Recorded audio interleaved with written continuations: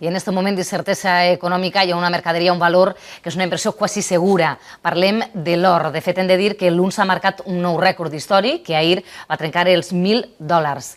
Esta nit una empresa que es dedica a la seva venda ens ha fet el favor de portar-nos ací al plató uns lingots. Felip, bona nit. Bona nit, Victòria. Tens una a la mà. Conta'ns un poc quant costa. Efectivament, el que tinc a la mà és un lingot d'or de veres, no és una xocolatina, pesa 1 quilo i val actualment 22.000 euros, és a dir, un 20% més que quan començà l'any. A més, el que tinc també a la mà es pot considerar com la moneda universal, ja que si tu anaves a qualsevol altre banc del món, a Austràlia, al Regne Unit o als Estats Units, i l'entregares en el mostrador, automàticament te donarien els diners.